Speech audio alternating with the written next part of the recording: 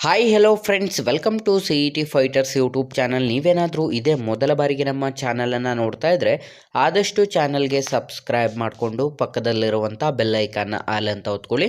ಬನ್ನಿ ಸ್ನೇಹಿತರದಾಗ 819 police constable ಹುದ್ದೆಗಳಿಗೆ ಸಂಬಂಧಪಟ್ಟಂತೆ ಅಧಿಸೂಚನೆ ಕೂಡ ಪ್ರಕಟವಾಗಿರುತ್ತೆ. ಈ ಒಂದು ವಿಡಿಯೋದಲ್ಲಿ ಕಂಪ್ಲೀಟಾಗಿ ಮಾಹಿತಿಯನ್ನು ತಿಳಿಸ್ಕೊಡ್ತೀನಿ.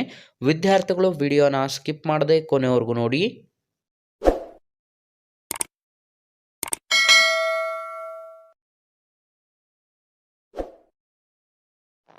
ಇಲ್ಲಿ ಕಾಣಿಸ್ತಾ ಇದೆ ನೋಡಿ, Indo Tibetan border police force, ministry of home affairs, government of ಇಂಡಿಯಾದ ಅಂಡರಲ್ಲಿ ಖಾಲಿ ಇರುವಂಥ ವಿವಿಧ ಹುದ್ದೆಗಳಿಗೆ ಅಧಿಸೂಚನೆಯನ್ನು ಹೊರಡಿಸಲಾಗಿದ್ದು, ರಿಕ್ರೂಟ್ಮೆಂಟ್ ಆಫ್ ಕಾನ್ಸ್ಟೇಬಲ್ ಹುದ್ದೆಗಳ ಅಧಿಸೂಚನೆ ಕೂಡ ಇದಾಗಿರುತ್ತೆ. ಸ್ನೇಹಿತರೆ, ಈ ಒಂದು ನೋಟಿಫಿಕೇಶನ್ ಸ್ವಲ್ಪ ಬ್ಲರ್ ಆಗಿದೆ.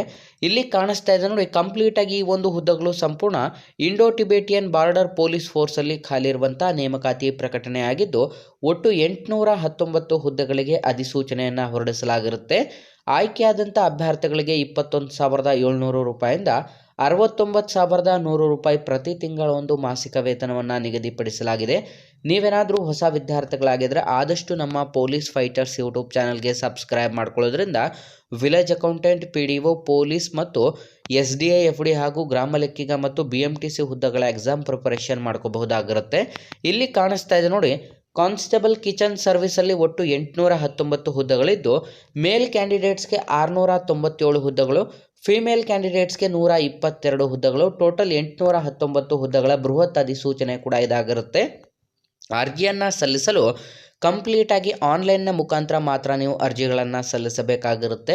ನಾವು ಡಿಸ್ಕ್ರಿಪ್ಷನ್ ಬಾಕ್ಸಲ್ಲಿ ಅಫಿಷಿಯಲ್ ಆದಂಥ ವೆಬ್ಸೈಟ್ ಲಿಂಕನ್ನು ಕೂಡ ಕೊಟ್ಟಿರ್ತೇವೆ. ವಿದ್ಯಾರ್ಥಿಗಳು ಕ್ಲಿಕ್ ಮಾಡಿ ಈ ಒಂದು ಅಧಿಸೂಚನೆಗೆ ಆನ್ಲೈನ್ನ ಮುಖಾಂತರ ಅರ್ಜಿಗಳನ್ನು ಸಲ್ಲಿಸಿ. ನಿಮ್ಮ ಒಂದು ಅರ್ಜಿ ಶುಲ್ಕವನ್ನು ನೋಡಿದ್ರೆ ಕಂಪ್ಲೀಟಾಗಿ ಈ ಒಂದು ಅಧಿಸೂಚನೆಗಳಿಗೆ SC, ST ಮತ್ತು ಮಹಿಳಾ ಅಭ್ಯರ್ಥಿಗಳನ್ನು ಹೊರತುಪಡಿಸಿ ಇನ್ನು ಮಿಕ್ಕುಳಿದಂತೆ ಎಲ್ಲ ಕ್ಯಾಟಗರಿ ವಿದ್ಯಾರ್ಥಿಗಳು 100 ರೂಪಾಯಿ ಅರ್ಜಿ ಶುಲ್ಕವನ್ನು ಆನ್ಲೈನ್ನ ಮುಖಾಂತರ ಪೇಮೆಂಟನ್ನು ಮಾಡಬೇಕಾಗಿರುತ್ತೆ. ಬೇಕಿರುವಂಥ ಒಂದು ಶೈಕ್ಷಣಿಕ ಅರ್ಹತೆಗಳನ್ನು ನೋಡಿದ್ರೆ ವಿದ್ಯಾರ್ಥಿಗಳು ಸಂಪೂರ್ಣ ನೀವು 10ನೇ ತರಗತಿಯನ್ನು ಮುಗಿಸಿದ್ರೆ ಅಥವಾ SSLCಯನ್ನು ಮುಗಿಸಿದ್ರೆ ಸಾಕು, ಅಧಿಸೂಚನೆಗೆ ಅರ್ಜಿಗಳನ್ನು ಸಲ್ಲಿಸಬಹುದು.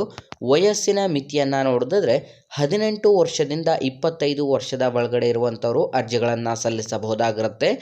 SC, ST ವಿದ್ಯಾರ್ಥಿಗಳಿಗೆ 5 ವರ್ಷ ಮತ್ತು OBC ಕ್ಯಾಟಗರಿ ವಿದ್ಯಾರ್ಥಿಗಳಿಗೆ 3 ವರ್ಷ ಏಜ್ ರಿಲ್ಯಾಕ್ಸೇಷನ್ ಕೂಡ ನಿಗದಿಪಡಿಸಲಾಗಿರುತ್ತೆ. ಹಾಗಾಗಿ ಈ ಒಂದು ಅಧಿಸೂಚನೆಗೆ ಅರ್ಜಿ ಸಲ್ಲಿಸಲು ಬಯಸುವಂಥ ಅಭ್ಯರ್ಥಿಗಳಿಗೆ ನೀವು ಕಂಪ್ಲೀಟಾಗಿ ಆಯ್ಕೆಯಾದರೆ ಸಂಪೂರ್ಣ ನಮ್ಮ ಭಾರತದಾದ್ಯಂತ ನೇಮಕಾತಿಯನ್ನು ಮಾಡಿಕೊಳ್ಳಲಾಗುವುದು. ಅರ್ಜಿಯನ್ನು ಸಲ್ಲಿಸಲು ಪ್ರಮುಖ ದಿನಾಂಕಗಳನ್ನು ನೋಡಿದ್ರೆ ನಿಮ್ಮ ಒಂದು ಅರ್ಜಿ ಸಲ್ಲಿಕೆ 2 ಸೆಪ್ಟೆಂಬರ್ 2024ರಿಂದ ಅಧಿಸೂಚನೆಗೆ ಅರ್ಜಿ ಸಲ್ಲಿಕೆ ಪ್ರಾರಂಭವಾದರೆ 1 ಅಕ್ಟೋಬರ್ 2024 ಕೊನೆಯ ದಿನಾಂಕವಾಗಿರುತ್ತೆ. ಹಾಗಾಗಿ ವಿದ್ಯಾರ್ಥಿಗಳು ನಾವು ಡಿಸ್ಕ್ರಿಪ್ಷನ್ ಬಾಕ್ಸಲ್ಲಿ ಕೊಟ್ಟಿರುವಂಥ ಲಿಂಕ್ ಮೇಲೆ ಕ್ಲಿಕ್ ಮಾಡಿ ಆನ್ಲೈನ್ನ ಮುಖಾಂತರ ಅಧಿಸೂಚನೆಗೆ ಅರ್ಜಿಗಳನ್ನು ಸಲ್ಲಿಸಿ. ನಮ್ಮ ಇವತ್ತಿನ ಈ ಒಂದು ಉದ್ಯೋಗ ಮಾಹಿತಿಯನ್ನು ಆದಷ್ಟು ಲೈಕ್ ಮಾಡಿ ಮತ್ತು ನಿಮ್ಮ ಎಲ್ಲ ಸ್ನೇಹಿತರೊಂದಿಗೆ ಶೇರ್ ಮಾಡೋದ್ರ ಮೂಲಕ ಈ ಒಂದು ಉದ್ಯೋಗ ಮಾಹಿತಿಯನ್ನು ನಿಮ್ಮ ಎಲ್ಲ ಸ್ನೇಹಿತರೊಂದಿಗೆ ಶೇರ್ ಮಾಡಿ ಅಂತ ತಿಳಿಸ್ತಾ ಇದ್ದೀವಿ ಸ್ನೇಹಿತರೆ.